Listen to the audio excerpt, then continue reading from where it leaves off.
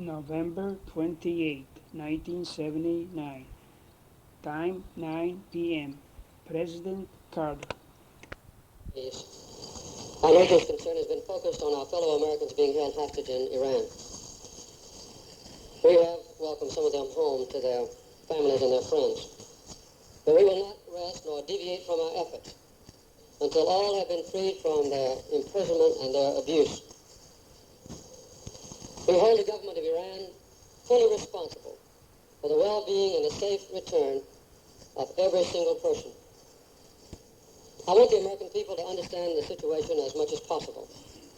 But there may be some questions tonight which I cannot answer fully because of my concern for the well-being of the hostages. First of all, I would like to say that I am proud of this great nation. And I want to thank all Americans for the prayers, the courage, the persistence, the strong support, and patience. During these past days, our national will, our courage, and our maturity have all been severely tested. And history will show that the people of the United States have met every test.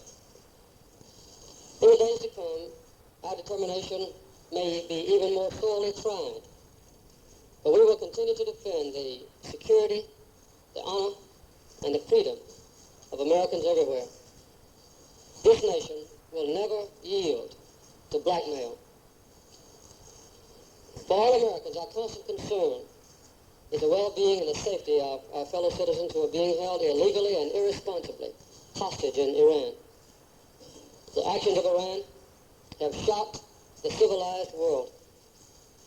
For a government to applaud mob violence and terrorism, for a government actually to support and in effect participate in the taking and the holding of hostages is unprecedented in human history.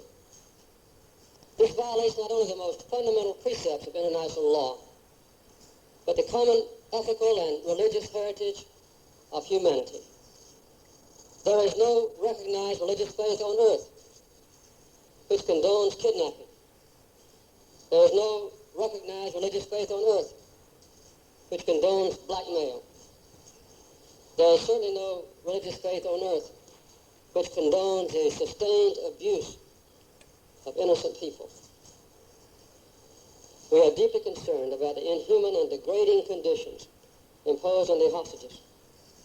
From every corner of the world, nations and people have voiced their strong revulsion and condemnation of Iran and have joined us in calling for the release of the hostages. Last night, a statement of support was released and was issued by the President of the United Nations General Assembly, the Security Council, on behalf of all its members.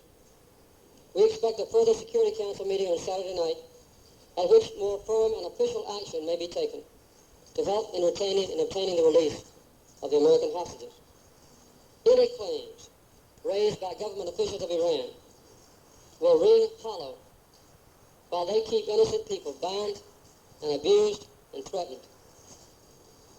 We hope that this exercise of diplomacy and international law will bring a peaceful solution, because a peaceful solution is preferable to the other remedies available to the United States.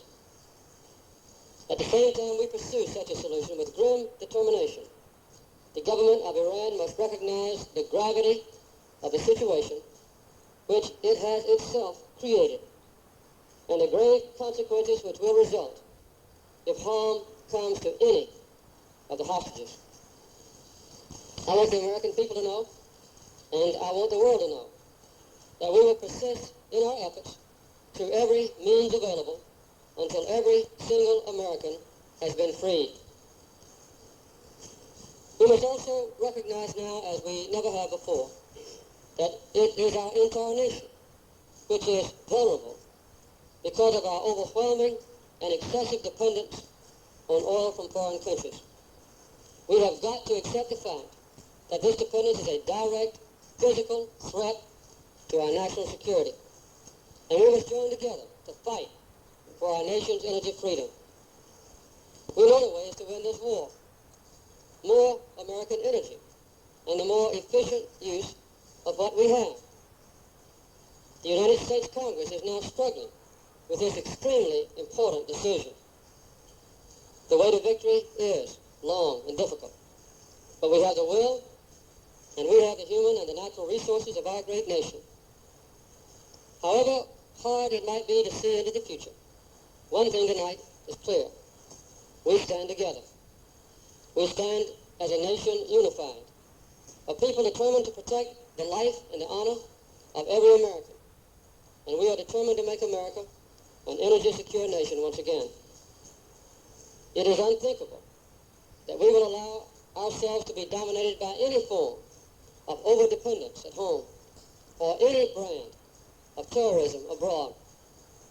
We are determined that the freest nation on earth shall protect and enhance its freedom.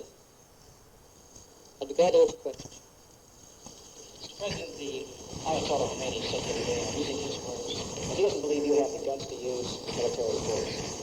He puts no credibility in our military return. I'm wondering, how do we get out of this mess in Iran, still retain credibility with our allies and with our adversaries overseas?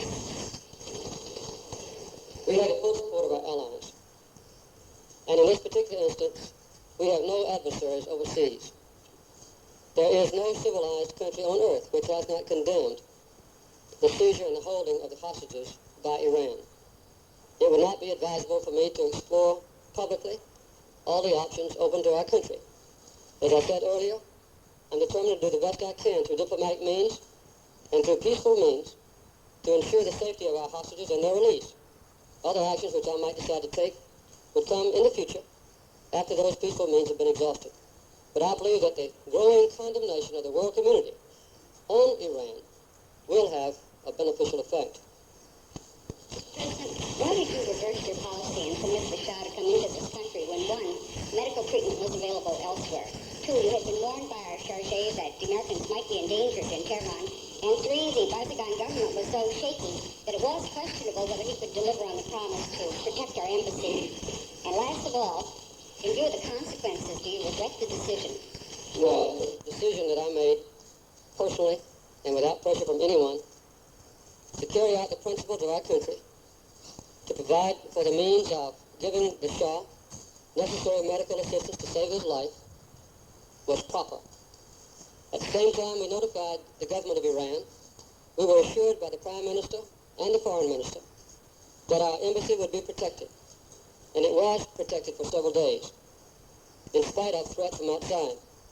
Then, peremptorily, after Khomeini made an aggravating speech to the crowds in the street and withdrew protection from the embassy, it was attacked successfully. The embassy was protected by our people for the length of time possible, without help from the host government. No embassy on earth is a fortress that can withstand constant attacks by a mob unless the host government comes to the rescue of the people within the embassy. But I took the right decision. I have no regrets about it, no apologies to make, because it did help to save a man's life, and it was compatible with the principles of our country. President, we appear to be in a rather dangerous period of international tension and volatility, especially in the Islamic world. And it comes at a time when we're about to embark on our quadrennial election campaign with all that that will bring. Have you given any thought to whether, following examples of other national emergencies, it may be wise to try to mute the political fallout of this by trying to bring opponents in and outside of your party into some kind of an emergency coalition for this purpose?